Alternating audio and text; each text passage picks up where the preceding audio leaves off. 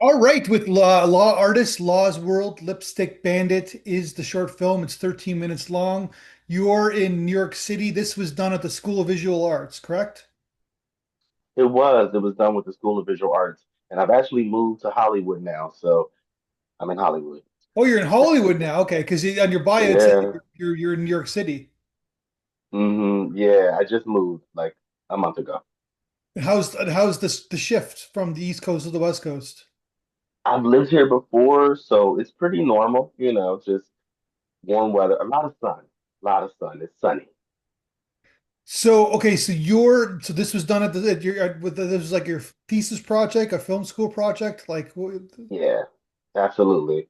It was a thesis project for the master's in film directing program. and you got a little bit of in front of the camera talent as well, I guess, too, right? Yeah, yeah, a little bit of both. I grew up acting, so this was a chance to kind of make my own dreams come true and build a role that I wanted to do and do it on my own terms. So it was a lot of fun. It was a lot of fun. It was crazy. So you're also a military veteran, correct, too, as well, right? Yes, yes, I did that too. I did roll in the dirt for 4 years for America. For America, well, like what? Army, Navy, Air Force, Marine. It was the Army. You're in the Army, and so and did you like that's 4 years? It's a long. Did you do any tours? Like, No, actually, I didn't. They wanted us to go to Afghanistan, and they have this thing called in the military where it's called rear detachment, where they send part of your unit, and then some other parts stay in the back and kind of just like make sure that everything is going normally. And yeah. so when everybody went to Afghanistan, they sent me to rear detachment. So I was literally in Savannah, Georgia, the whole 4 years. One would assume that's a good place to be. Honestly, yeah, it was. It was great. I was just sitting there living my life. And so the for the benefits of like the funny thing is I've talked to a lot of military veterans who've made films. I just talked to Yeah. one last week. It's like it's in the dozens. And so obviously like free education after you serve. But why do Mhm. you think there's so many military veterans who go into film school or make films? I think it happens to be like a lot of people feel like once they have given their life and time to the country, they find like maybe I should just go for my dreams. In my case, it was like I had started acting before I even went into the military. I've been performing since I was 9. So it was kind of like a second wing to my dreams because I was like, oh, like this benefit can help me like build something of my own to do creatively. And I think that's why it feels very comfortable. Also, the film career, if you are working in that type of industry, it feels like the military a little bit. It's I've like heard that 12-hour days. I've heard that Yeah. answer before too, right? It's a structure. There's like long days, right? Structure, be there, be on time, like sitting around, hurry up and wait. They like to say that a lot in the military. And in film, there's a lot of that.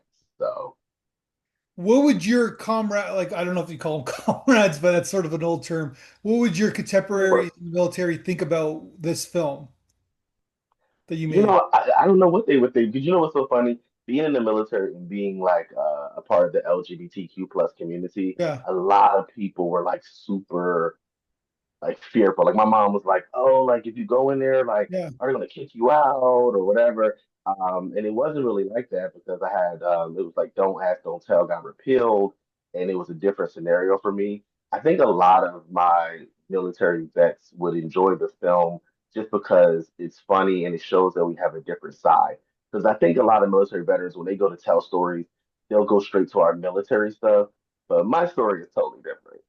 My story is a total journey of comedy through a queer person's Yeah. lens, and it's different.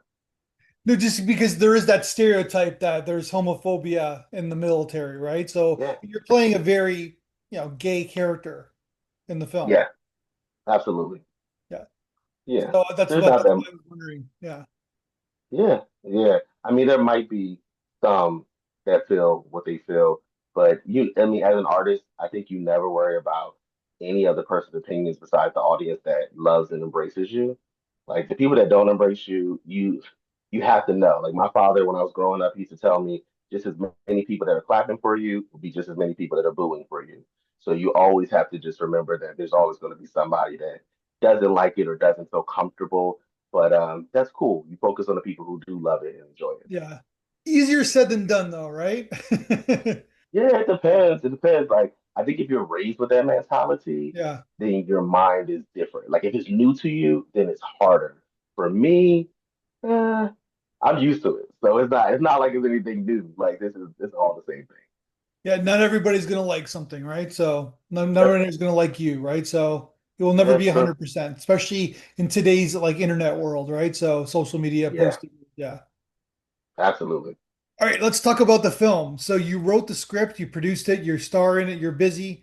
So tell me about the script itself. Like is this an ongoing show, a series? Like what's your goal game plan with this? So a year prior to this, going to School of Visual Arts, I was at Full Sail University getting my master's in creative writing, and I had an idea to write this film series called Law's World.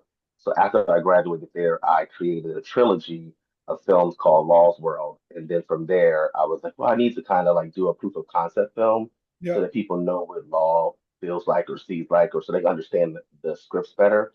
So it is a film trilogy web series that I built. And this is kind of like a little taste of what that those actual films look like. So you have you've made three films, three Laws of World films, right? No, I wrote three scripts, feature film scripts, and this is just like the proof of concept film. This is the proof of concept. Gotcha. Sorry, on your website, yeah, you got Laws World, the feature film, Laws World 2, Savannah Nights, and Laws World 3, Couples Retreat. That's three feature. Yeah, that's the Okay. three feature films. Yeah, they're like 80 to 90 minutes comedy, with a little bit of drama in the same world. And then talk to me about kind of like putting this. Did you have to pitch this story to your school? Like what was this? How was it set up? So the way it's set up is that School of Visual Arts is just like a film studio. Yeah. So it's basically built like you have to pitch your idea, you have to do a Yeah. pitch deck, you have to pitch them on what your movie is and what you want to do, and if you want to act in it or if not, and then get approved. So the directing teacher that we have that approves everything is Bob Girardi. He's really known for like working with big artists like Michael Jackson and all of those people that he worked with their music videos and stuff. So he's the head of it. So he's kind of open minded about creativity. And if he sees the vision that he feels like you can attain it, then he'll approve it. And then you approved the film. So what's the next step after you approves it? You After start he approves building it, like a team of yeah, people. Yeah. basically, yeah. So it's almost like I call it film tender because you get your stuff gets submitted to a whole bunch of independent producers in the New York City area, Yeah. and then we kind of match with them and we talk to them and see if they're the right producer for us. My producer was Danae Granderson, and she was great. She's from Jamaica. She's from New York. She's done the program before. She's a filmmaker as well, so she understood how it is, and she worked with people who were actors and directors. So she was like making sure we built a team of people that understood the vision of Law's World and how to complete it. Gotcha. And then so then directorially, did you like have because it's kind of done like a mockumentary or a docudrama. So it's like kind of has that, Office or Modern Family kind of Mhm. style, I guess, right? Exactly. You're correct. So did you have a cinematographer doing the shooting for you? Yeah, I had a great day, DP. She was super good. Jenny is this a dope DP based out of Boston, but she lives in New York City as well. And basically, we went through the shot list, and then a lot of it was building a team of people that really understood the story and liked it. So a lot of my shooting, because I have a theory, like when you're acting and directing, I'm only going to shoot a scene 3 to 5 times and go to the next setup. So I'm not going to keep running the camera back to keep looking and looking and looking and hyper analyzing it. So the people that are in front of my monitor that are for the scenes that I'm in, they are the people that usually I'm looking at and trusting their judgment. So my script supervisor, who was really good, she was on it. And she was like, "That was a good take," and I was like, "All right," and we just have a really good connection. Gotcha. And then what about the rest of the cast? Where did you find the rest of the cast? Man, it was old school casting on like a website or whatever, and we would just look at the auditions, and then we had a callback in person, which was kind of cool to see. And then we did like a chemistry read all in the same day. Gotcha. And then you just did you do auditions or Yeah, yeah, we did a virtual audition, and then we did a callback in person. yeah. And then how did you know that you're just like did anybody direct you or did you just get like how did you like kind of like work on your role? Well, so this role is one of the easiest roles for me to do because it's a hyper version of who I am as a human being. So it's a mix of like me and a flamingo as a character. So it was so much easier to tap into Law's world because I know this character and I've lived with him because it's partially me and then it's kind of an exaggerated scenario. So it was very much just that. But we also filmed a lot of the chemistry reads together and looked back on it just to see what it looked like. But if you've ever acted before on theater, and in film and TV, you know what you look like. At least I do. I know what I look like. I know what I sound like, and I know who energy works best with me just because of years of experience. So tell what like if you this is your proof of concept, Mm. what is the tell us what Law's world is about. Like what's it all about? So Law's World, if you go into the Lipstick Bandit, that's really more about a queer blogger who's living in a group of his friends and doing a high profile house tour. And as he's doing the house tour, his friend loses a special lipstick and she's ruining his house tour the whole time while they look for that lipstick. Now, Law's World, the series, you get a chance to meet Law and all those same characters and how they're living in their early 30s. So together in the first movie, you get a chance to see them living together and how they pretty much have to break up to become individuals themselves. But it's kind of tracks Law's track as a YouTube blogger from the Yeah. first movie to the second movie. He's like in TV host now, kind of like those Kelly Clarkson, Jennifer Hudson. And then in the third one, he's like an entertainment mogul. So you just kind of track his world and what happens in this like crazy 3 to 5 year span. And then he's got like his uh posse, I guess, right? Like his entourage. Yes, his entourage, his crew, his closest friends, and they all have their own lives that change all through those 3 movies. Yeah. So the getting this kid, they're the cast, your co-stars, all the girls, they're all fantastic. They really Yeah. because this is about tone, right? And I see a Hmm. lot, obviously, I see a lot of films, and doing a short film like with your tone, very, very difficult to do because you got to keep the audience engaged for that 13 minutes. And as soon as there's like a Hmm. false moment, then we're out of the film. Like unconsciously we're Yep. out of the film. And then sometimes it's about like how over top can you go? Like how like it's Yeah. almost like a kind of like a rubber band. Like you could Yeah. go far, but you can't go too far, or else you're gonna break it, right? That's true. Very true. So how did you kind of figure out that tone of like of your So film? we did a rehearsal. All the girls that's in the piece are theater trained and have like degrees in the training of acting. And so we did a rehearsal and I ran the rehearsal like a theater rehearsal because I come from that. And so we did a lot of like trusting. We like talked to each other. We started with like a circle of trust just because we wanted to make sure that we understood each character and who they were and who they are in the world. So it worked so well because we had such a chemistry in the rehearsals that we had for 2 hours that when we got on set, it just moved like water from scene to scene. Like there was just like no hiccups at all for the most part. And you're moving the camera around like a documentary, right? So like and then how did you know that you can go like because you're breaking the third wall, right? Like you're looking right Mm-hmm. into the camera sometimes, right? Yeah, yeah.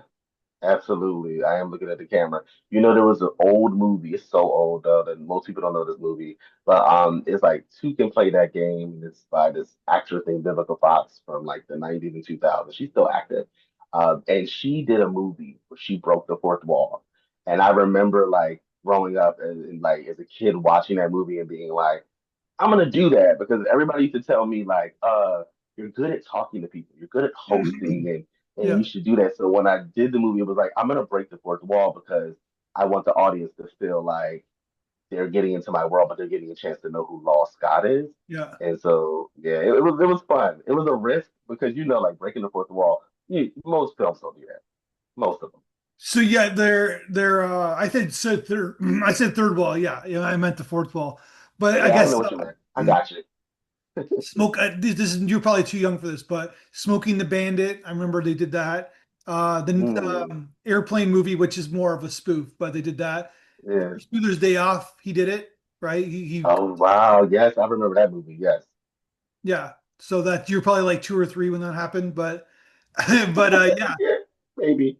I'm sure you can go back. Basically, yeah. So there is kind of versions of that, but then sometimes it happens in films and it's like it kind of ruins the movie, right? So, but you got to find. Yes. It's all about tone.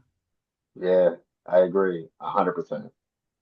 So you had a pretty good, pretty nice crew, it seems like, in your film. Did you edit the film as well? No, I had an editor named Kim Sue. She's also based out of New York, Brooklyn, and she understood the tone. We had an interview before she read the script. She wanted to do it, and she was great. She understood the whole thing because because they work as a film studio, you see a rough cut of it or maybe like a draft of it, Yeah. and then they give you all of this feedback, like all this feedback, like oh, this needs to move faster. You need more effects. You need this. So then I had to get at the Kim. Then Kim handled like how it could be a little bit faster and trying to make the tone fit for what we were looking for. And then did you get original music too? So yes, that's a producer I work with. I also do music too, a little bit, a singer-songwriter.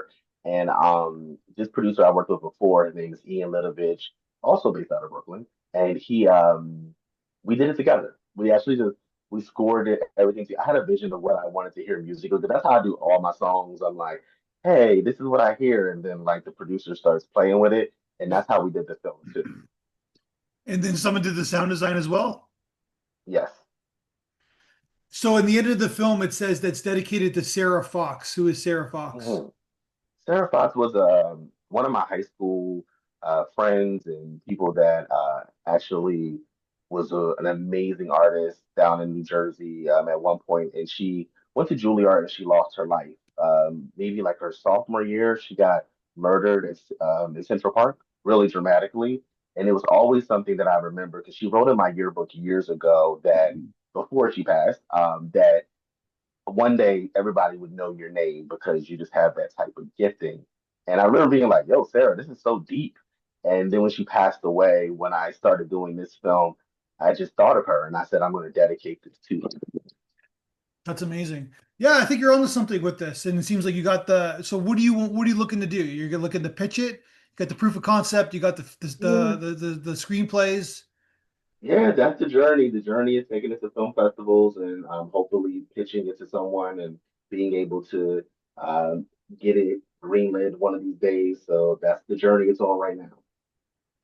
And so before we leave you, oh, by the way, I looking at Film Freeway right now. It looks like it's your birthday next week. It is. Happy birthday. I forgot that they put that on there. But yes, it is. Happy birthday. Happy pre-birthday. Thank you so much.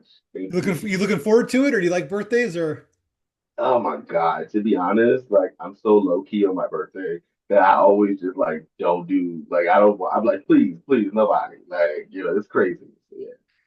okay, so then before we leave you, we always ask people in the blog interview what film they watched the most times in their life. Do you remember what you said?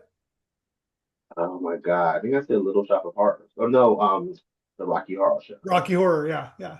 Little Yeah, Shop, one I of those guess horror. it's like the little sister of Rocky Horror, but yeah, yeah. You said Hmm. Yeah. said Rocky Horror Picture Show. Yeah, it's crazy. I didn't like musicals when I was a kid, and I really but that one was weird, and I was weird, so I liked it. I loved it. Like it's such a great movie.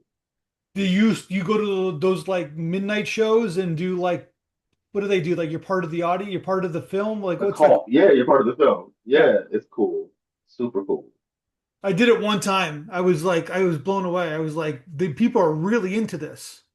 No, they're like it is a version of being into something I've never seen before, but it's such a good experience if you like the film. And you like, do you ever, so you've done that a few times? I've done it a couple times. I've been in the audience. Yes, it was Oh, fun. you haven't been one of the characters in the film? No, no. I was actually supposed to do a local production of it at one point, but I had to do something else, so I had to pull out of that.